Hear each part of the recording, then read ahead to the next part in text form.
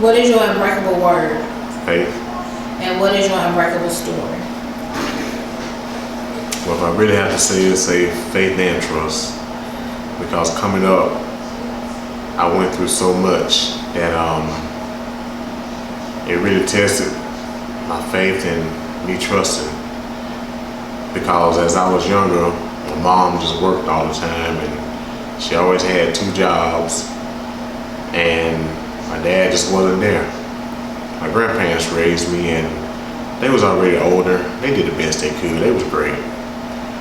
But one thing that I lacked was I didn't have love. I was looking for love, couldn't really find it. I looked through a lot of different avenues. I did a lot of different things trying to make it work, and nothing seemed to fall through. And I was coming up, my dad used to tell me every weekend that he's coming to get me, and that I used to be ready, used to have my clothes together, and I would get lied to every weekend. And I was like, what's wrong with me? Why nobody wanted to be around me? Why I felt like I was never accepted. And the times I was around my dad, I couldn't ride in his cars or anything. He always fixed up cars my whole life, and he always had cars and motorcycles. But I was always too big and too dark skinned, and he was scared I was going to tear up receipts. So I went through a process of thinking I was never good enough.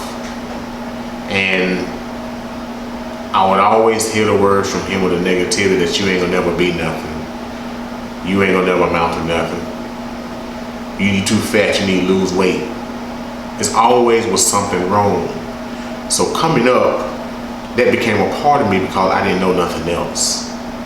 And it felt like that, it made me feel like he didn't accept me, then who else will?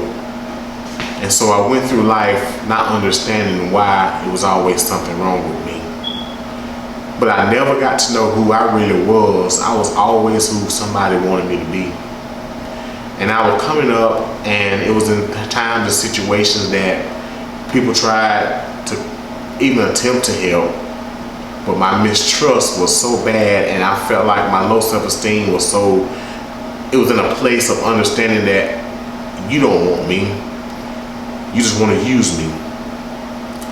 And I was coming up, and it built so much anger and hatred and malice inside of me, and it made me to a point of I didn't care about nothing, if I made it or not, and everything I tried, I failed at in my eyes.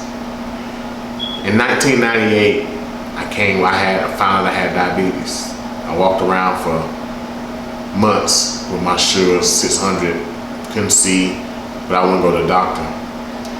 So I went to the hospital finally, and my dad come to the hospital one time and saw me and said, you ain't gonna listen to the doctor. You ain't gonna do what you're supposed to do. You're gonna let yourself die. Over that night, I grew a cyst on my chin the size of my fist. The doctors had to lance it out, so they kept me in the hospital a little longer. As I come home, I was so distraught, I was so messed up, and I was like, God, is it really true? Am I really gonna let myself just go and I'm never gonna be anything, never gonna amount to nothing? So my thought was, why not just end it all right now? Nobody want me around. Maybe everybody's life would be better if I'm not here. So I got my granddad's gun. It was a 22. I put it to my head.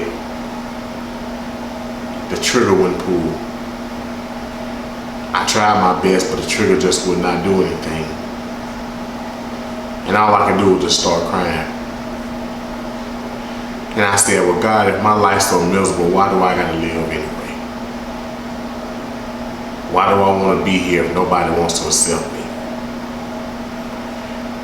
I went on and I started just moving different places, just leaving, just going here and there, trying different things.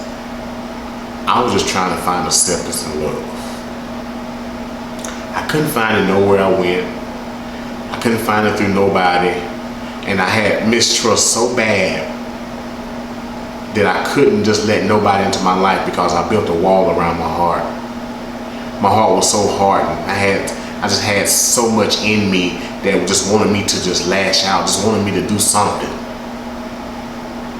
And I said, well, if I'm gonna be a failure, let me be good at it. So I gave up on everything I tried to do. Anytime something got hard, I quit. Anytime something can come at me and challenge me, I quit. Because I didn't have my own mindset. I only believed what somebody told me I was. I never tried to find out who I really was because I didn't understand that I even had a meaning to life. I would ask God, why am I even here? Why was I even born if nobody wanted me? I felt so alone in my life that I would just join with anybody that even remotely told me they loved me, because I just wanted to hear the words. Then I messed around and got married the first time in 2000. I didn't build a relationship. We just had basically a sex-based relationship. And I allowed myself to get away so bad that I was so miserable that I brought my misery into another relationship. And for the second time, I became a wino. I tried to overdose on insulin and alcohol, but God still wouldn't let me die. I started running again. I ran for a long time in my life. Like old folks used to say, from pillar to post. I never could find a solid ground to just stop. Because I figured if I stop,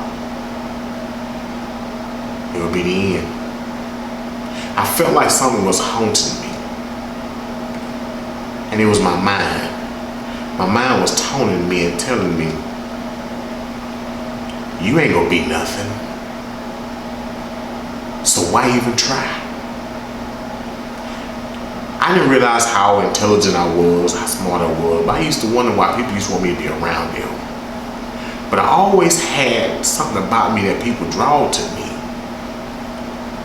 but they didn't connect with me.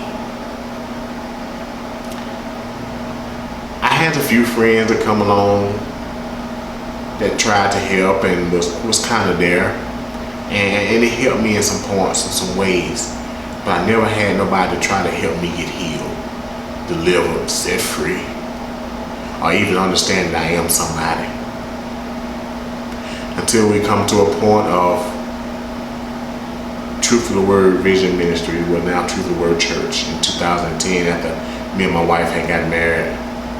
It was a rough patch.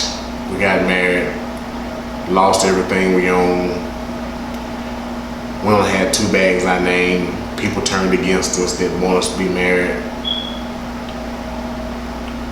And we had to go live with my sister in Atlanta, and it was a hard transition. And it was at a place where I was even tired of trying to be saved. Me and my wife both, and we went through. And we allowed things to come, and when we joined the church we're at now, our pastor, I've been knowing him a long time, but he was a man that was trying to get us into a place to understand that God created us for a purpose. It took about 10 years to get past this hurt and pain. I was in my 30s. I had lived so long with this hurt, anger, and pain that it became who I was. It got to the point where I couldn't even cry no more because I was like, that's just who I am. I'm never going to accomplish anything in my life. I'm never going to be anything. But I married this woman, I don't know what to do because I never experienced real love before. And I know that's what she wanted, but I didn't know how to give it to her. I never understood commitment. I never understood when I connect and union with somebody. But I knew I wanted somebody to accept me for me. That's what she done. but I didn't understand why. I didn't think I was worthy to have anybody connect to me. But as we come along through the rough patches, we had some good days, we had some great days. But it was always challenging because we both was fighting a fight within ourselves. And when we come to find out, when I look back now, I can't be mad at anybody who done any of this to me because I really allowed it to happen. I didn't try to find out who I really was. But now that I'm understanding that the purpose that I have, it was meant for me to go through so much of what I did, because now he's put a ministry within us that we want to help the ones who's lost, who's broken, who's damaged, who's hurt, who just feel like there's nothing else left, who feel like they're bottom of dirt, who feel like they just can never ever accomplish anything in their life. But I'm here to let you know, I may not have made it what some people have, but me and my wife have come into a place that we understand that now we know who God is. Not just somebody that want to connect, because I didn't trust God for years because I thought he was another man that was going to come into my life and leave me. And it took me a long time to understand all he want to do is give us life. But I chased the enemy who told us all he want to do is kill, steal, and destroy. But that was my life. But now as God is showing me differently, me and my wife, he said, I want you to start this ministry called Unbreakable after I lost my job in November. He transitioned me into a different place of walking in faith. It's challenging sometimes.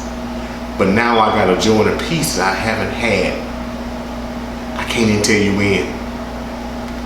But Unbreakable really means to me that I'm in a place, no matter what somebody say, no matter what somebody do, no matter what somebody feel about me, it don't matter. You're not going to break what God told me. You're not going to break what God has showed me. You're not going to break the words that God has put in me. Now it's time for me to stand up and let God know. They can say what they want to say. It's you that I trust, God. It's you that I believe in. It's you that has made me who I am. Now I know who I am, my identity. Once you learn who you really are, nobody can break that. Nobody can tell you anything different. Once you come into the truth, nobody can tell you any kind of lie or anything false and make you move from where you are. When we learn to stand on the word, when God give it to us and listen to his instructions and strategies, he can carry you to a place and you can be unbreakable like you never have before. So now I'm sitting here today when I could have been dead and gone. I could have been in jail. I could have been anywhere else on the street corner. But God said, no, I got a purpose for you. So I pray that this testimony can help someone that think they are nothing, that think they can never accomplish anything, that think they can't get anywhere, to trust in God. Trust in him with all your heart, mind, and soul. Yeah, they don't say, the words are easy to say. It may not be that easy to do, but if you continue to press on, he will bring you through. There's no doubt that God just want to do it for us. When we love and trust in him and commit and obey and build that relationship like never before, you'll walk into a presence with God that you've never seen before. And that's my unbreakable story.